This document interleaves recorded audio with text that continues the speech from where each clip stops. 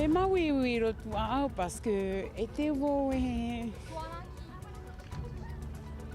te wo manao e reiro tata te mahana.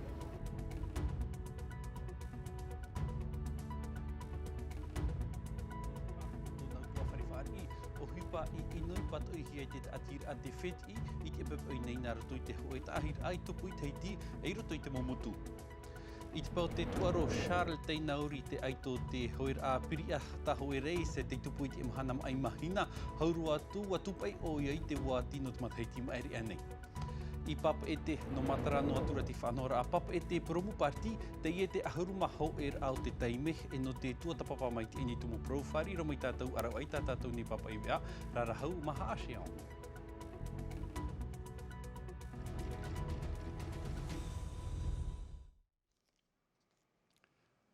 Hua here ma ai ora na whare mai te tap o anō te ora whaitu tātou whariri I te ene pō e omuar ai te ene vea na tātou nā hoar hei o te tapapa mai te ene pēpēpui no te ene taha ira aia nā rato I te pira a te ene ta atira te wheti no te pat ia I te mo rawe inur o te rawe hia in ai te mo tamari mai a Aiden ia te huru hitu no ana matheiti wa wharu mai ona I te piti a huru no me I te matheiti I maeri na muri aia I te rawe inur ahia ona e tona mo metu af ari ahi o mai. Piri te piti hanere ta atau te amui mai te pēpēpē I te whaahur a no whare ute no te ie ta ahir a o te whaatupuhi ai te taatir a te wheti. Taime te ie no te haamanor ai te mautamari at o te whaarue mai nā roto I te rawe inur ahia rātou mai a Aiden hei o te rewa a tai matheiti te enei. Me maui ui rotu au parce que e te wo e te o manao e reiro tata te mahana. Tātou pe tata pāri, nā hea pe tātou nene rawe heti te hipa mi tēnā ni so hoi tamari. Mea whawharero no tātou mō pra tamari. Ahi o no atu o Aiden, tātou mō pra tamari e pauroa. Tata pāri, wheruri.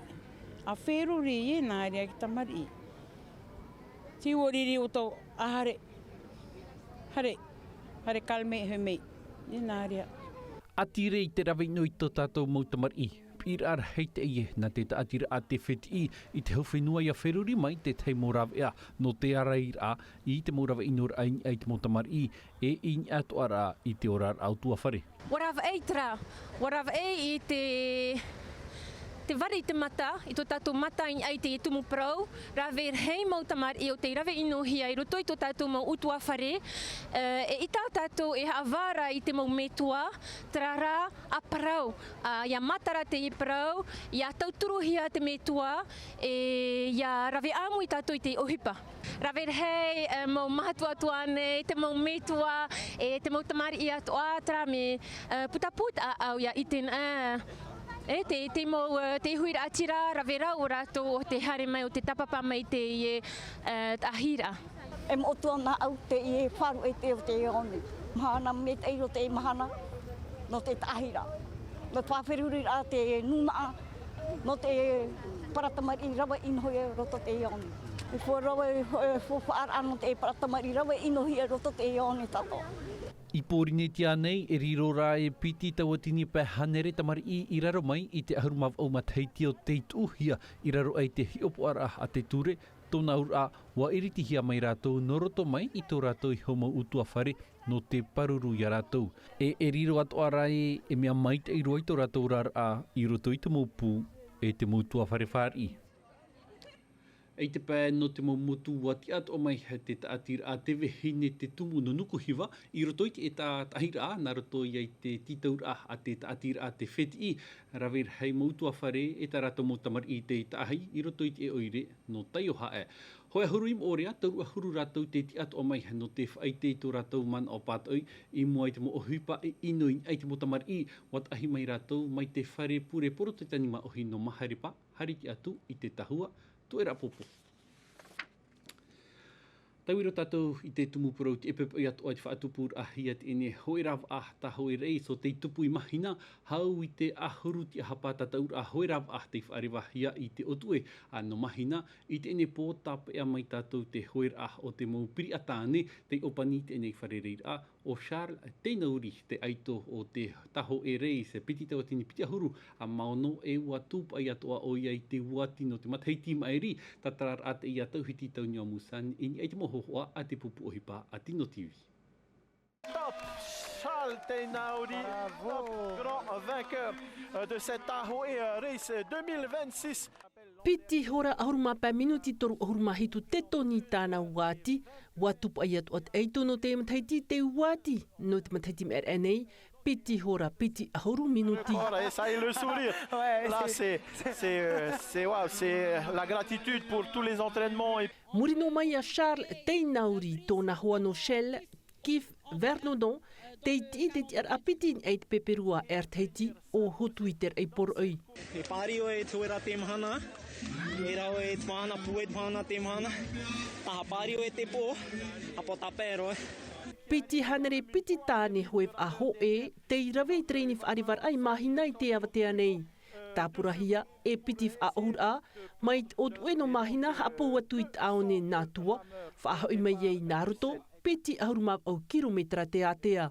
I te whaariwar ai hoa, wa I te hiat mot ata hoe no Shell me ia bris punuat ahitua, mua noa, muri mai rat oprer apape to hotu I ter e poro e Charles Teinauri, hoir amain e ia bris, I reira nat ata hoev ai toru I te umemer a, no te amata moa tape atua I treini hope ea.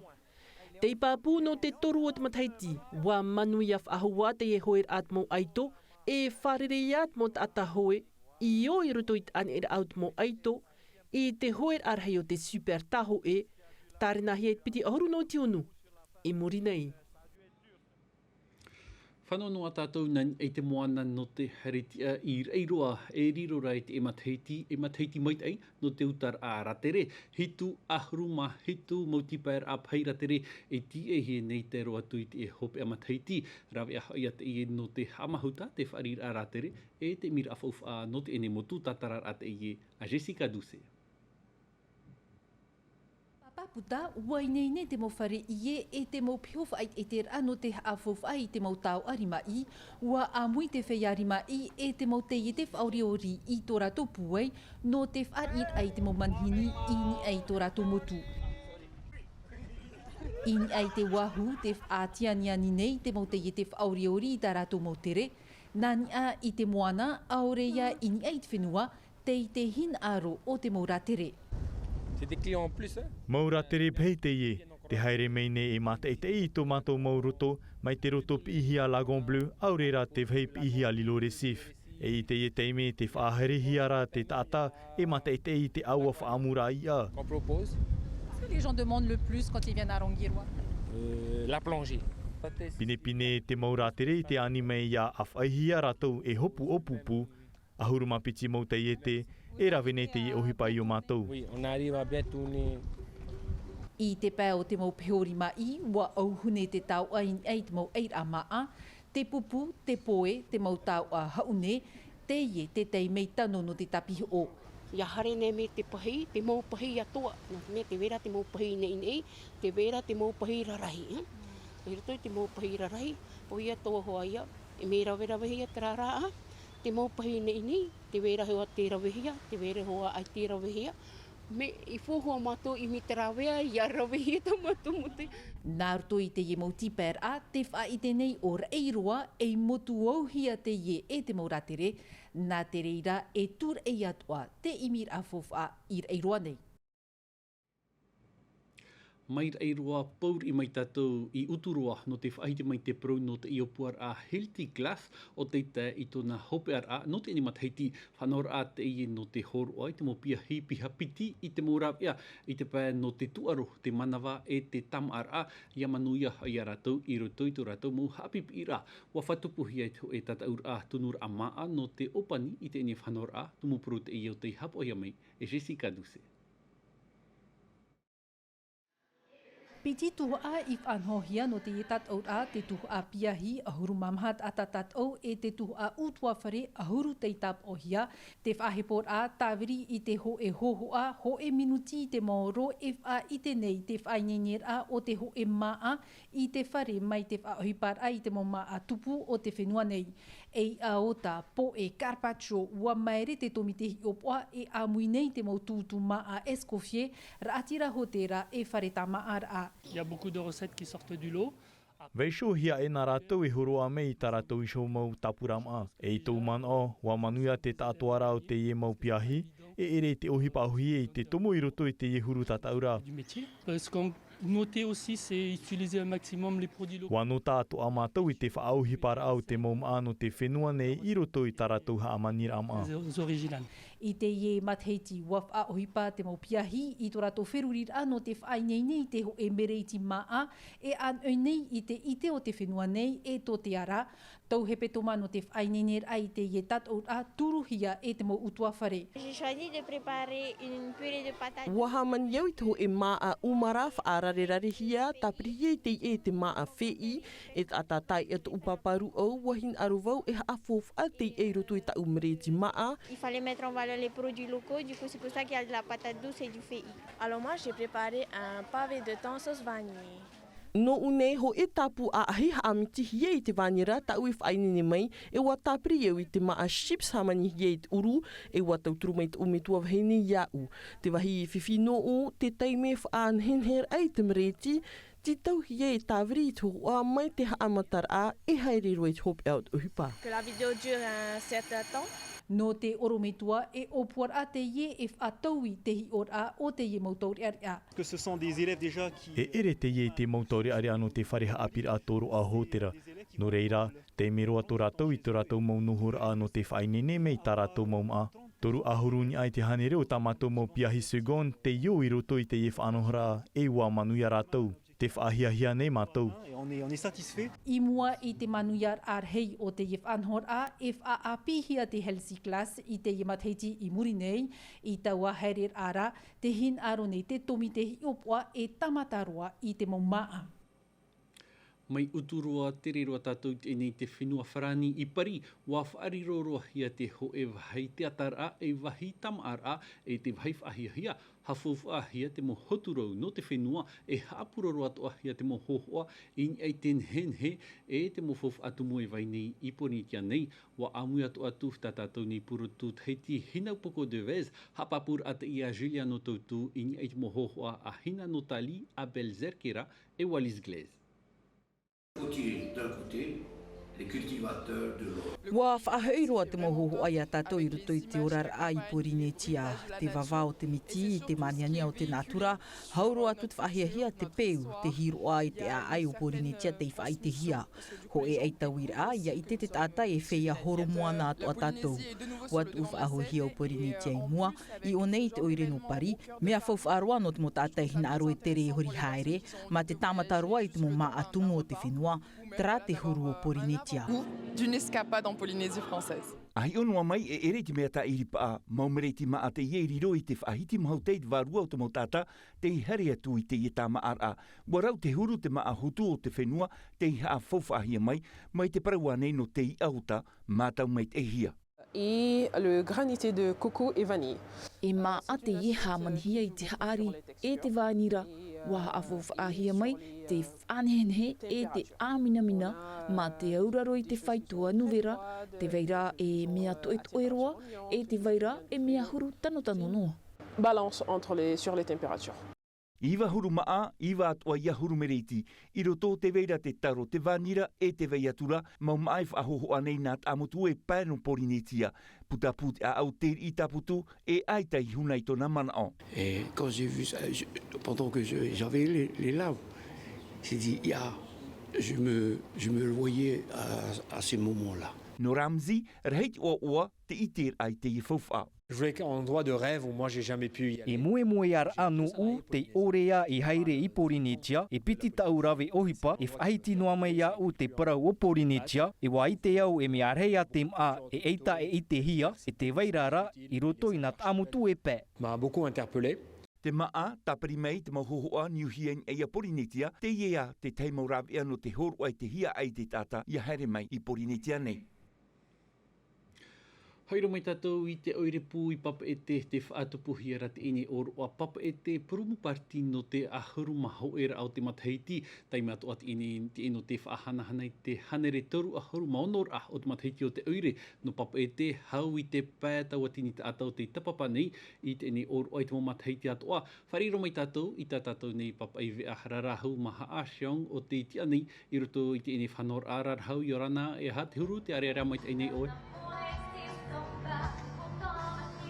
E yorana e roa promo te areara me te ine iau inha I roto I te ietu a promo atahia no oe tuir atira no papete e no tahiti atoa te whatahia te ie promo o te opani I te hora toru I te awatea amatara te ie whanhora a tau minuti noa I te ie ne te wharorori o tau I te ie mau rohi pehi mene tuei nei nahu arahei mo tata te tapapa mai te mo utua whare te mo tumari atoa te ui api te mo matua tuara ver hei te mo tata te tapapa mai te ie whanhora a pape te promo parti I roto te ie tu a promo amata mea shira ke te atu I te wahu no pape te wahi tape a pai no arimiti nei wa atahia maha taua no te whari atu I te mau pupohi mene e te mau rohi pe atoa o ta outou I mātou mai ei o ia hau mai ana pa sauna nei mai anohor ei te mai ana mai pape hau o te himene mai I muri no mai ia u te mea atoa te reira no te mau utua whare no tuti te mat ei api no te hamha atoa I tō tōrurhau I te ihepe toma I mairi atu wa whanho atoa te oire no pape e te I te mowahi tape ar apre o ono o tau a toru toara inha a tei I te whare oire no pape e te me tamoni ore I tarahau te piti e te toru I pomare te reira no o tau whauti te ie whanhor a ariaria me te I chora ahuru et awha I te po te reira dotumia te ia teime o tau I haru mai ei haru mai rahe mai te ie whanhor a whanhor ia no o tau te ie te ahuru maho a o te mateti whaatupuhia te ie whanhora me tau I whahiti heiroa te mateti matamu atoa I raro e te whatrera a te tawana api o ia hau o Remi Brion ai te prof ahau tapapa mai te ie whanhora e no taua heiroa te ti e atu ne iau ia o I muri ta taua vea no te arearea I roto I te ie pape e te promo parti. E rar hau atu papa mai o pani na mua roau ta tatou nei ariwa ta papa ro mai ei tera homa wate atu a tatou I te pē hope o te nei vea hana tatou I roto ate meiti te vea reo whrani hau te hapo ia mai e Mika de Latre anan hei pō tatou whare reif a hau wei mai te ino tau te roar a o te ina arui poro I da hope ia wei no te hau te here e te aro whairu tautua tatou mo utua whare pareana I orana. E haa pururuhia te iwi a ini a I te tahua Natirara a Tino TV.